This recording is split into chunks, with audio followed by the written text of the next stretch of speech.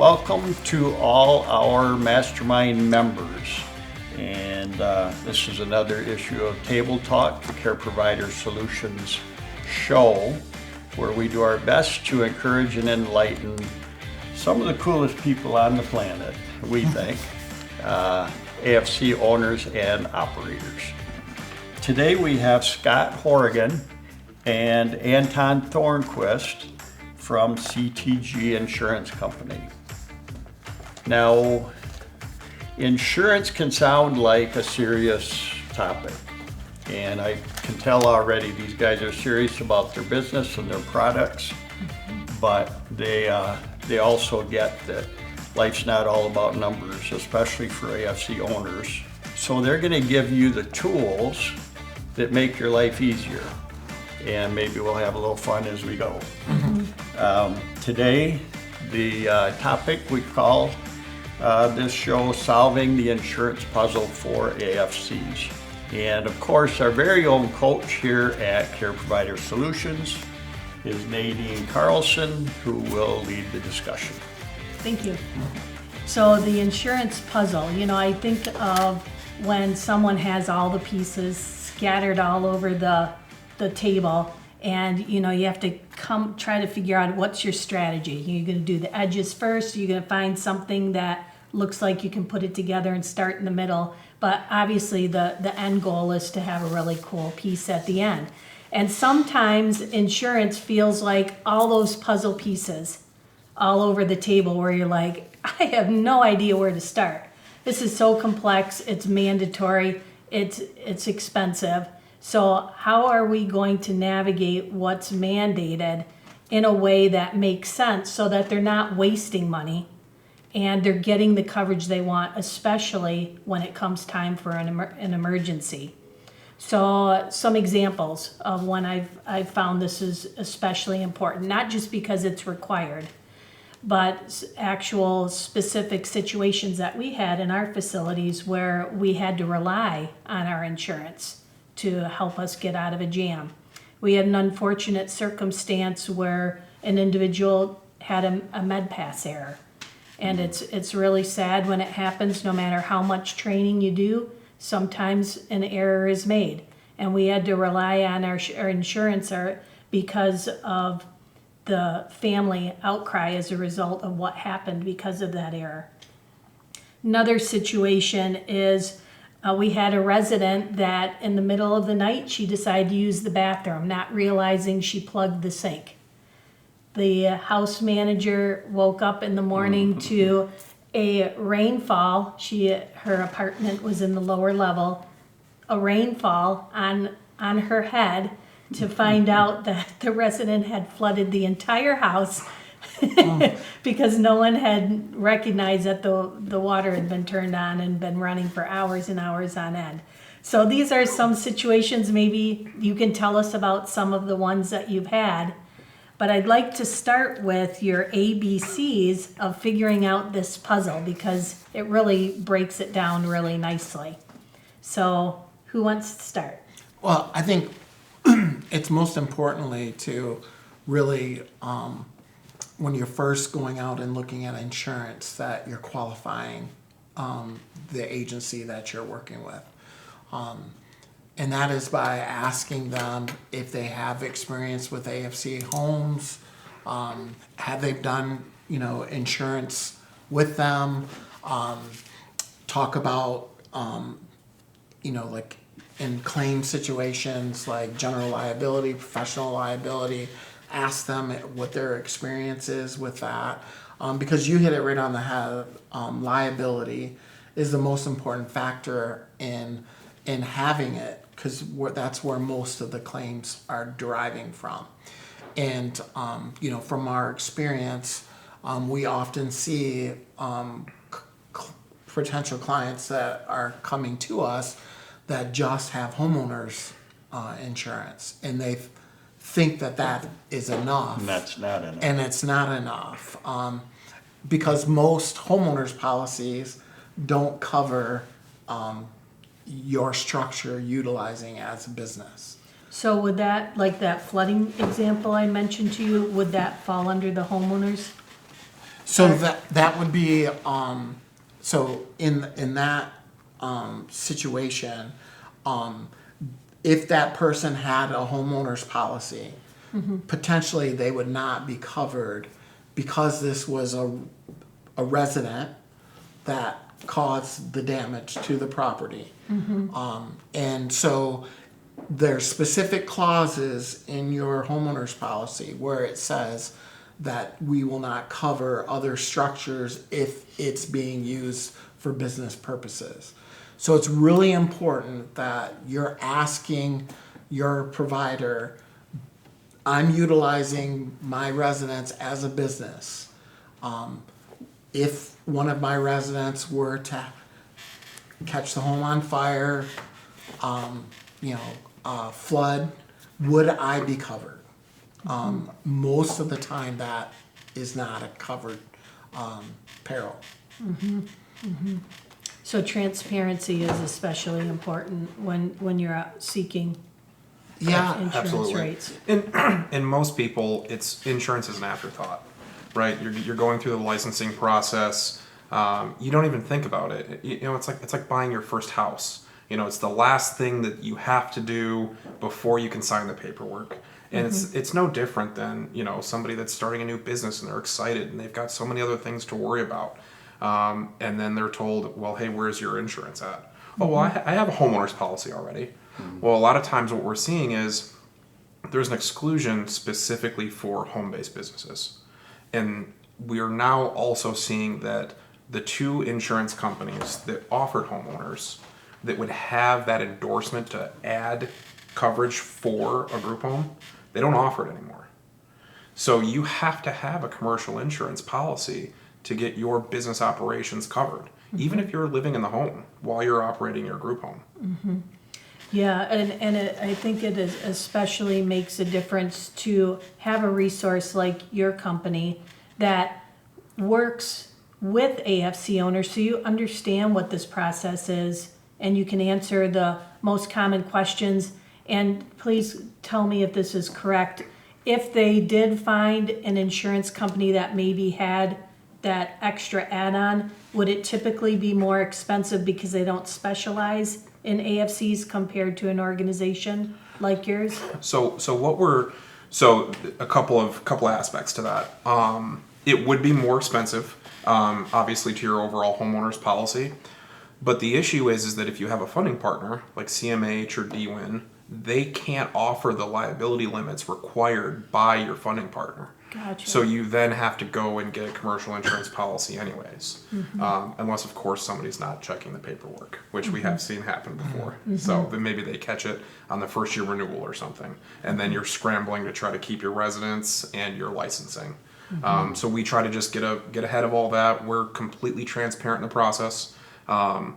Getting insurance for your group home is going to cost more than a homeowner's policy. And we are transparent and upfront about that, and we try to keep costs to a minimum as best as we can, while also making sure that they have the limits that are required, but also the limits that they need to protect themselves. Unpack that a little bit. When you say limits that they need, and the CMHs, it's typically 1 million, 3 million, but do you see it differently sometimes? Typically, I would say CMH probably has the best requirements with regards to limits of insurance. But it also, there's coverages that, CMH doesn't require that we do recommend. So one of them would be cyber liability. You have private information for every single one of your residents. And, one bad email and somebody could gain access to your private files. And then you have 6 or 12 or however many residents you have whose social security numbers and private information is now out into the world. So it's just things like that I don't think a lot of, small business owners think about. Sorry. And another one is business interruption.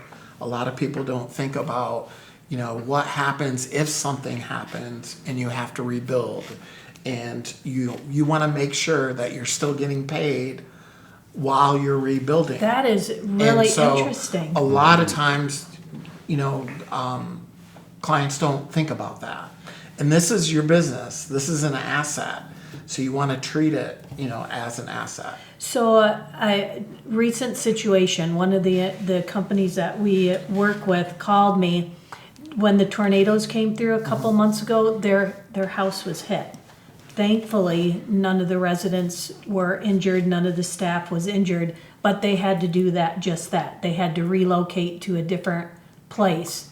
In Kalamazoo, they had power outages for a long time. They had to relocate to a different place. So that particular thing you're talking about, how exactly does that work? So they move someplace else, and then what happens? So Yep. it's going to be, so that coverage is going to work in two parts.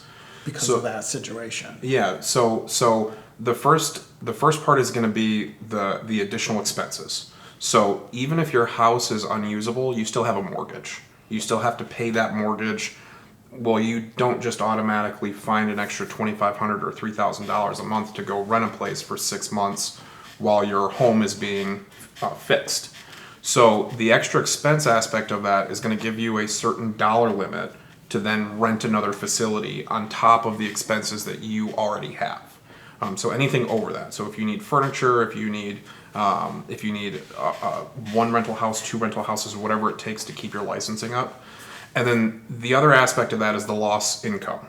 So if something did happen and you were only able to find a home for 4 of your residents, but you had 6, so 2 of them had to be placed elsewhere for either permanently or short term, and you lose that income because of that, this business interruption is going to cover your lost income as well, because you still have bills to pay.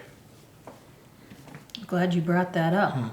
And those things are always changing, aren't they? They are. Well, and as we've seen over the last 18 months, we've actually started increasing that coverage by 25 or sometimes 50%, depending on how large the organization is, just because of inflation and how much supplies have been delayed.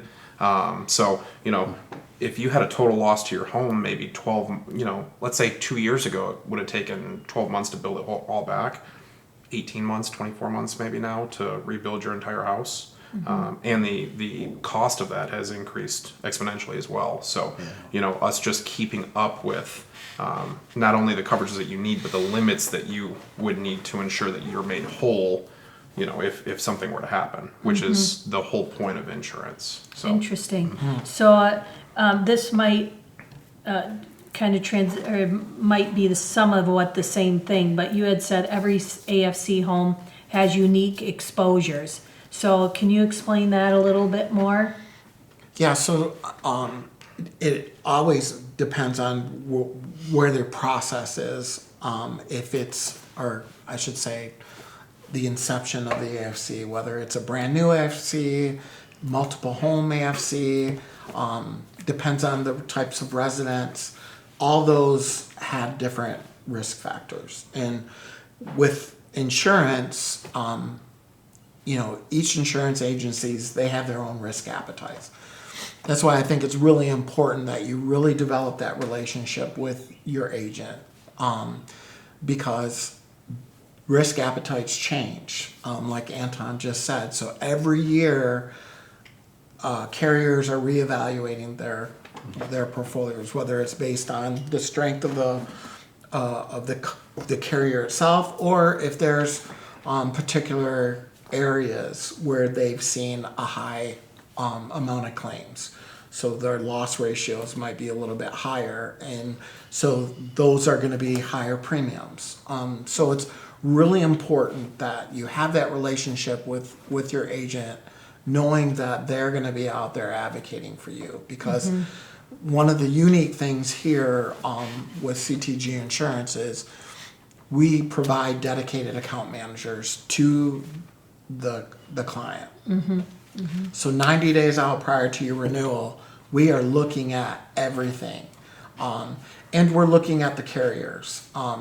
Not saying that we're gonna, try to change the policy to another carrier, but at least by going out there and looking at the market really helps us to ensure that we're providing competitive rates for our clients. That's great, because sometimes as your residents have changes in their needs, I would imagine possibly there's a policy change. So let me give you an example and tell me if this would be a trigger for you. We typically take care of the aged, and now we're finding that they're starting to progress into more dementia, maybe even a little bit of memory care. Would that be a trigger to where you would need to maybe change the policy a little bit? Yeah, so every year during your, renewal, it's almost like an audit, like you would go for workers' comp, is we would look at what does the residency consist of. And yes, when it comes to dementia, Alzheimer's payment, or patients and residents, yes, that does change with the insurance premiums. And it could potentially require us to change insurance companies as well, because as Scott had just mentioned, each insurance company is a little bit different with their risk appetite. Basically, what that means is the different licenses that they're okay insuring. And if your main patients, or residents rather, are aged, but then you start taking on Alzheimer's or dementia patients, the insurance company may not be okay with that. So reassessing every year and having that conversation and knowing what questions to ask is very important, because that way there's not a gap in coverage and you can continue on your operations and continue growing your business and not have to worry about that aspect of it. So if the owner is not transparent with you as to exactly the populations they're serving and these unique exposures, what could potentially happen? So there could be a potential gap in coverage, and that could mean a lot of things. But primarily it would be I think the worst example of that would be a large liability claim. So you don't tell us, your insurance company, that you have taken on dementia patients, and then you have a claim based on a specific dementia resident, and the insurance company did not know that. And then there might be a gap in coverage. So you are having to pay out of pocket for your defense costs to settle the claim. You're essentially by yourself. And That could be catastrophic. absolutely. Yeah. And it might not just close down your business, but it could be financially detriment to, the rest of your life as well. Yeah, Yeah, absolutely. you're right. It's things we don't want to think about. Yeah. We don't want to think about spending time in court No. or paying those bills to the attorney. At the most, we might think of somebody falling and getting hurt. That's bad enough. But there's so much more to it. Yeah. Yeah. And I think a lot of the owners, they like to think of their residents as family as well. So they've lived with you for 2, 3, 5, 10 years maybe. I know them. If there was a slip and fall, we'd take care of it. We'd make sure they were taken care of, but nothing would come of it. But what we've seen is the largest liability claims actually come from the family members that are unhappy with what happened. And whether it's a stress response or whether it's just anger, they sue the group homeowner, and that's where we've seen it's not just the liability settlement that you have to look at that point.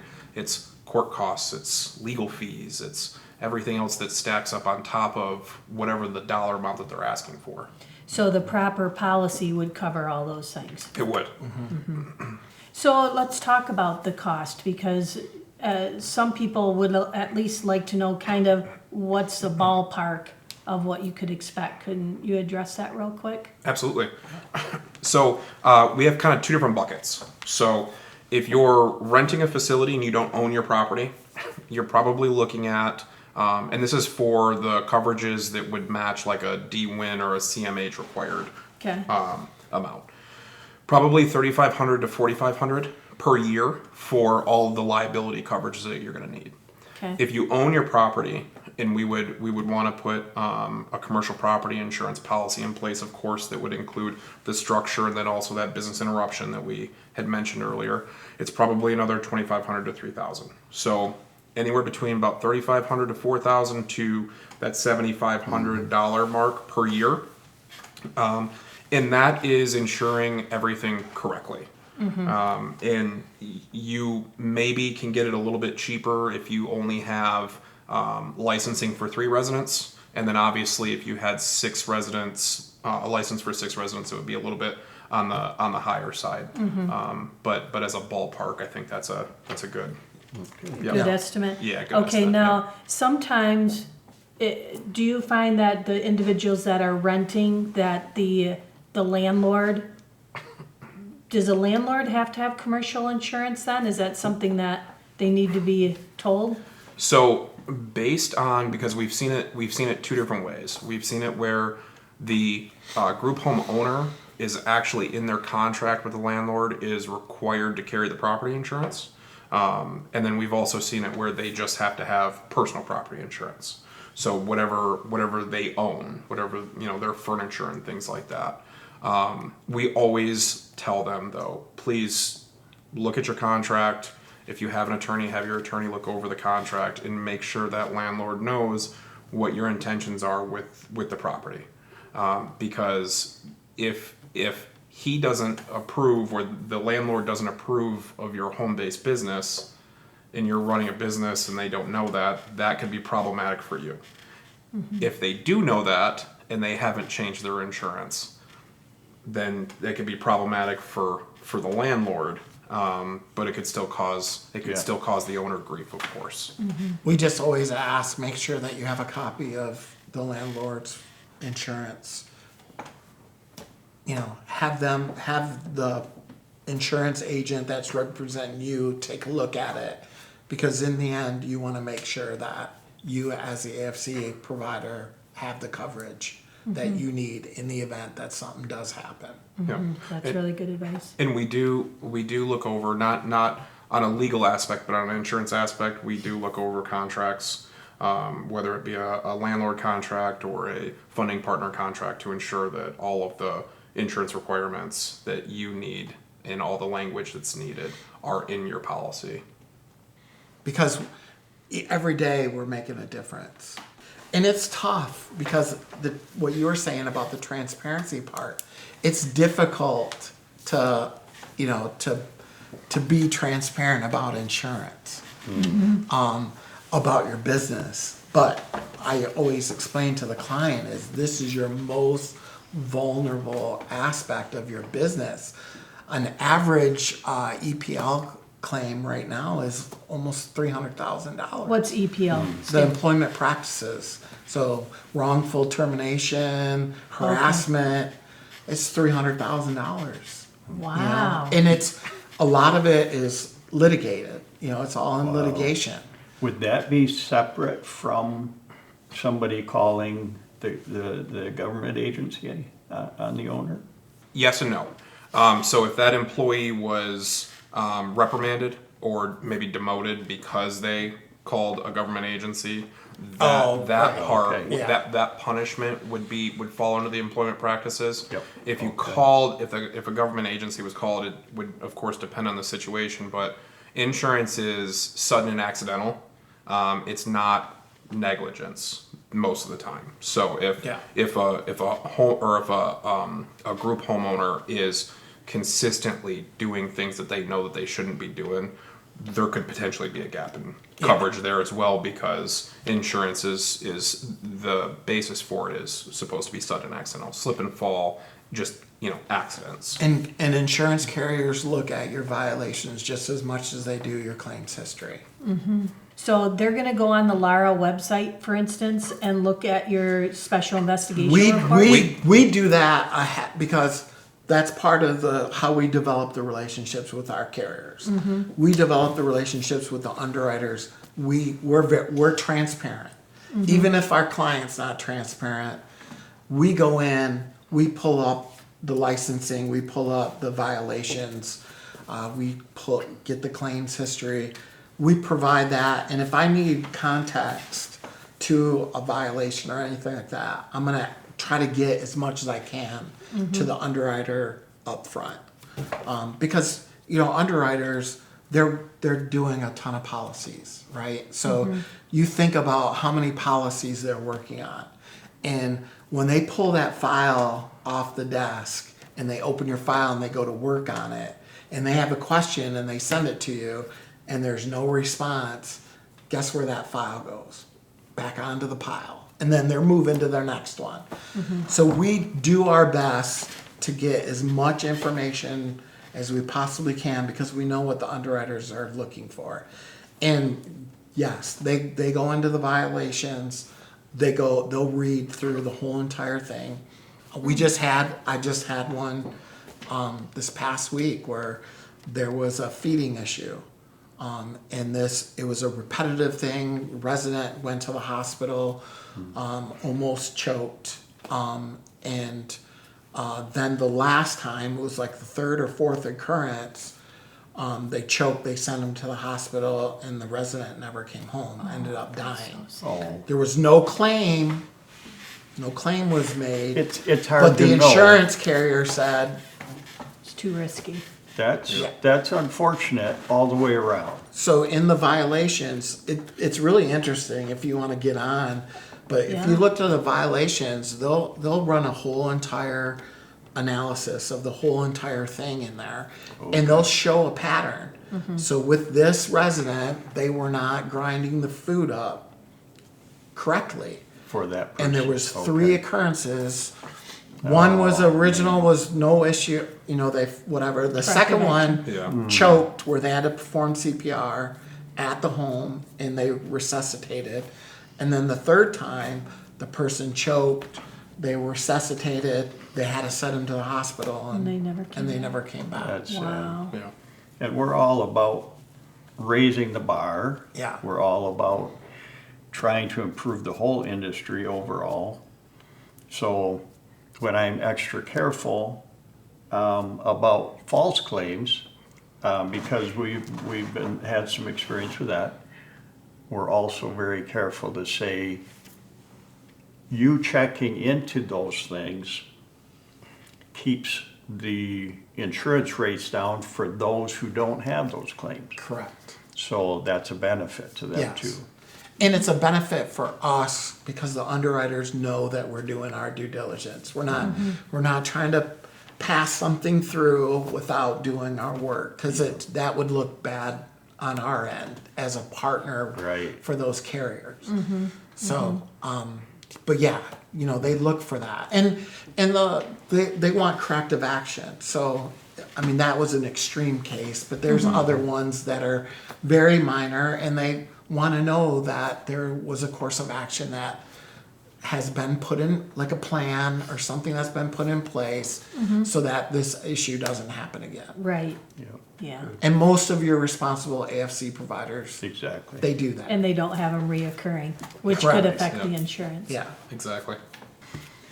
Would you share some stories with us maybe that might be a little humorous or very interesting about cases you've had that might actually help our members understand what you deal with? So, and I guess tell me if this kind of hits where you're trying to head. But so I was working on a group home.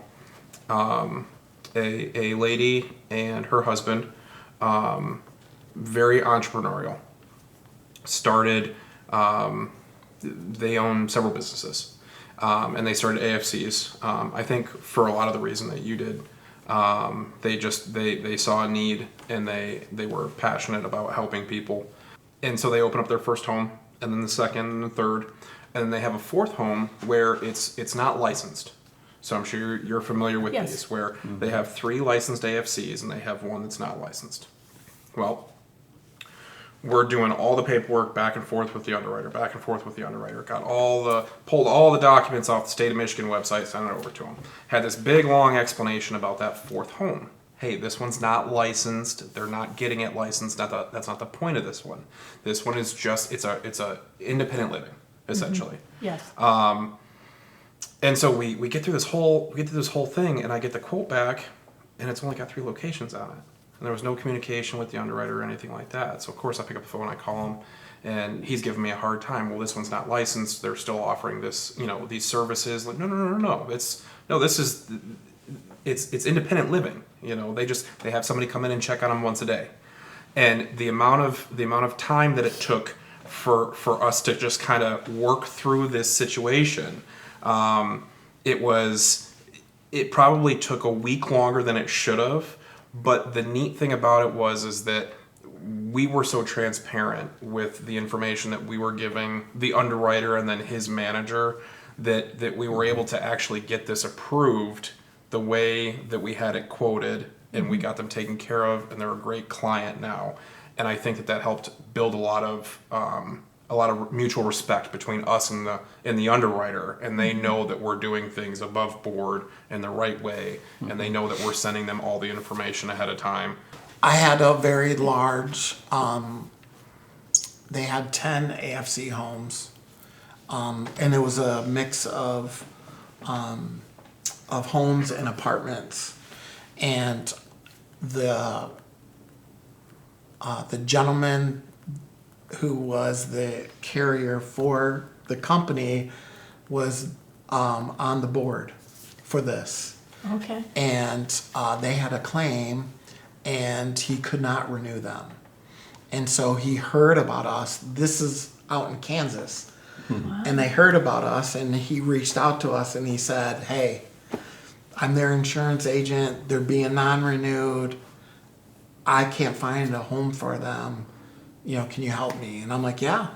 So we went to work, and we ended up getting them, still keeping them with a good carrier. That's great. And but it was just ironic that you had an insurance agent calling another insurance agent for help because he heard about us. Yeah. And he's like, if you guys can save this would be great. Because the quotes that he was able to get were double of what they were paying. Wow. Just for the one claim. Wow. Yeah. And so he was like, and then I think he was amazed when we submitted the quote. He's like, wow, like, this is great. So you have That's a great wonderful. reputation, and you go the extra mile with all the extra work on cases. Yeah. I always like to do our little disclaimer that we don't take kickbacks or commissions or whatever. It's a bad word, I know, in insurance. But with anybody that we recommend, we just don't do that. We like to provide information and connect people. One of Nadine's favorite things to do is connect people with other people that need that service or that help. And so having you on here to give us this information allows us to say, you sound like you do a great job. Yeah. You really know AFCs, and you would benefit at least some of our members who are looking for insurance. Yeah, and I do want to ask one other question because I know your company specializes in nonprofits also. How does that affect an AFC? Because some of them are operating as a nonprofit. Does that change anything that we've talked about? No, not at all. We're human services, so whether profit or nonprofit, in the AFC space, in the assisted living space, we provide coverage for them. Okay. And this might surprise you, but the nonprofit group homes are actually easier to insure than the for-profit ones. Interesting. How come? I think that some of the insurance carriers believe that there's going to be more oversight with a nonprofit. I don't know that that's been my experience, but they just assume that things will be ran above board regardless of the situation. And there is also more public information available. So, there's different. We could get on the IRS website and pull the nonprofits 990. Whereas if it's a for-profit group home, we have to ask for the audited financials or the financials. So there is more information available for them to kind of create their own picture. But we do actually have more companies that will insure a nonprofit group home than we do a for-profit group home. Interesting. What is the barrier in a client's, say an AFC owner's mind to buying insurance? What do they go through to decide this is important and I need to do this?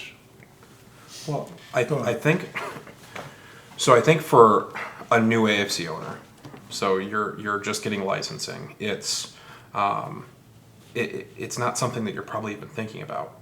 You have licensing and inspections and paperwork that's a mile high that you have to do and fill out, and 3 different people that you have to talk to that all have to talk to each other to, get all that paperwork in order. And then you're finally told, oh yeah, you have to have, 3 or 6 months worth of budget available, and you have to go pay for your insurance right now because we're not going to give you the license until you Right. do. Right. And then they're hit with this, $3,500 to $7,000 bill that they weren't expecting. I think that a lot of people, insurance is a future problem, not a current or, an emergency type problem most of the time. So I don't think most people give it a whole lot of thought until they absolutely have to. So I think that's probably the barrier for some of the larger ones, is Okay. just because the lift that they have to then do. And a lot of times I think it's just easier and less stressful to I'm just going to stay where I'm at. Okay. It may not be exactly what I want. We haven't had a slip and fall yet. We haven't had an employee quit for something bad yet. We haven't had any medical issues yet. And you get comfortable, I think. Maybe I could be saving 15 or 20% of my insurance premiums, but is it worth it to take the time to go through the process right now? Okay. Does that answer your question? Yeah, you're Yeah, that's talking really about work. You're talking about mind power and burning calories in Yeah. the brain and all that. Exactly. But there's also something that I've always felt. When I buy insurance, in a way, I feel like some of this money, or maybe all of it, will never be used, will never be needed. And I've had, as you go along and you experience troubles, you realize how important that insurance is. So there's some sort of a mental block to wanting to spend that money on insurance and realizing how important it is Yeah. for a lot of people. Insurance is you're hedging your bets against future issues that may or may not ever happen. Right. And I think the only insurance that's payable that's inevitable is probably life insurance. So, you could carry property insurance for 50 years and never have to use it. Yeah. But that one time that the tornado comes through, or that one time that the tree falls, or, the one time that you have, a little colder winter and, somebody slips in your driveway, that's when you really need it. You guys haven't used the phrase that most insurance people use, and that peace of mind. Well, I was just gonna say that, Yeah. but Okay. it protects. It does in some aspects, but it protects your mission of There you go. of what you're trying to accomplish. That's right. That's very well said. Yeah. So if you don't have any more questions, I feel really satisfied that you have helped us solve the insurance puzzle. And I can't wait to get feedback and thoughts, and hopefully you'll get some people calling you as well. Well, even if we can help, we're happy to be a resource. Right. I would rather answer questions and feel like I've provided you enough information to make an informed decision on what's best for, your business. Yeah, that's very valuable Yeah. when people don't know the business of Yeah. insurance. Because there's nothing worse than being underinsured and then finding out in the unfortunate time that you're not covered, and it ends your business. That's a great service. So if anyone wanted to reach out to you guys specifically about some of these things that we talked about, how would they do that? Yeah, so you can visit our website at ctgins.com. There's a page there that has my link. You can book an appointment through there. You can also fill out an online application there that would give me all the information that I would need to get a quote started. Oh, that's great. And then we will be including this wonderful handout that you created for us to teach the ABCs of insurance, the assessing the risks, what to be aware of, and choosing the right agent. So I appreciate you providing this Yeah. as an extra resource too. Yeah, absolutely. Well, you're always so poetic. The puzzle has been completed. And it's been an excellent discussion, a lot of information that's helpful. Our members, of course, can continue in our members-only mastermind community with this discussion. Nadine's always excited about helping you, of course, with anything AFC related, with her courses, the private chat community, which we were just talking about, and one-on-one teaching or online courses. And those are all designed to reduce your stress and help you with your mission to run your AFC better. I'm a bit biased, I always say as her husband, because anyone who's worked with her will tell you she's an amazing coach.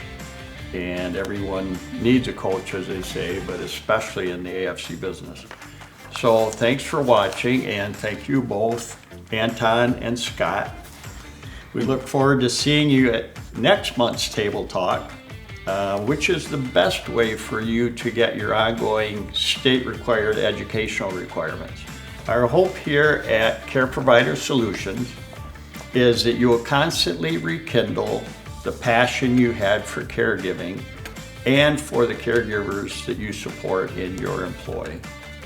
Please don't let stress and confusion rob you of your joy and your commitment to your mission when help is available to you, and we're here for you. Thanks for watching.